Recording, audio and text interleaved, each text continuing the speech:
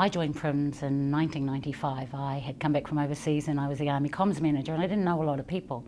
And at that time what was happening in Wellington, there was a group that was run by Tupuni Kōkiri that looked at bringing together Māori communications people. And I suppose the thing that I looked at is why weren't we at the table at the Public Relations Institute of New Zealand? We were certainly having our own hui, and we were bringing together case studies. And it seemed to me that the only way you can normalise Māori communications is to be part of it. And so I said to one of my friends, come on, let's go along to the PRINZ committee, they need us.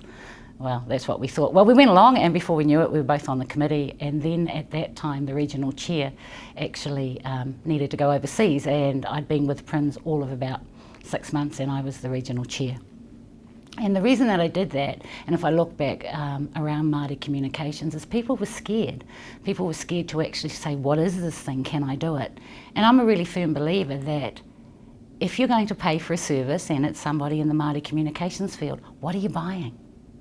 What is the expert? Who is the expert? Do you need to be the expert? Not necessarily, but you have to understand. So my reason for being with PRINZ initially was to say, I'm normal, I'm here, and you can ask me a question. I think there's been some movement in the Māori communications world. We certainly, within the Public Relations Institute now, have a number of people who obviously identify with Māori or work with Māori communities.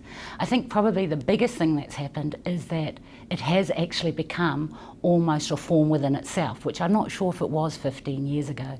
So if we look at the consultation programs and the programs that have been run out across a whole lot of activities, certainly in the 90s, early 20s, they were socially based, health based, but now they're business based. So it is even much more important that communications professionals are actually be able to foot it with what is big business, and Māori is now big business. If we look back 10 years ago, we were seen as a trade. We were seen as predominantly the men were running our world, the communications world, and women were just the doers. They were off having babies and they weren't coming back. Now what we've got is a better mix, and a mix within society that actually you can have children, you can have a profession, and you can have it all. I think the difference now is that women actually appreciate that they can have many roles, and being a mother is just as important as being a professional. But getting to the top table means making those life choices to actually say, I'm going to do this and I'm going to do it well. And I don't know if we were as strong 10 or 15 years ago in our profession. I think we are now. I think we probably go back to maybe the mid-90s. So at that time we had a small organisation which really cared about its members, but it was actually run by its members. And at the time there was a chairwoman called Norrie Simmons, and what she decided to do was take that first step towards what I call professionalising it. We weren't looking after ourselves, we brought in a agency to actually run some of those functions for us. Then under Tim, we took the next step and we actually employed a gentleman called Murray. And what Murray did was he actually set up our office. And between Tim, myself and Lisa, which was almost, dare I say, an era of 10 years, we kind of had this strategic plan to actually reposition ourselves as a proper member-based organisation.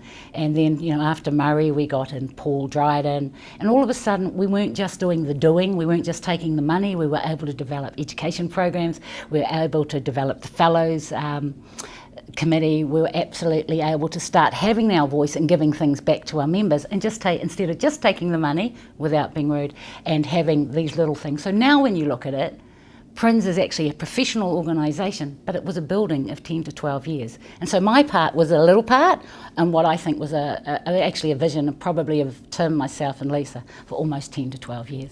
We were the young chargers 20 years ago. We no longer are.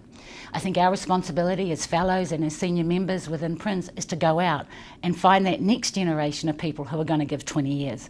And I think when I look at the PRINZ membership, it's in good heart, but my responsibility as a fellow and as an ex-president is to make sure that I get to at least 2 functions at a regional area, is to make sure that I continue to mentor. If we've already made mistakes, why does the next generation have to?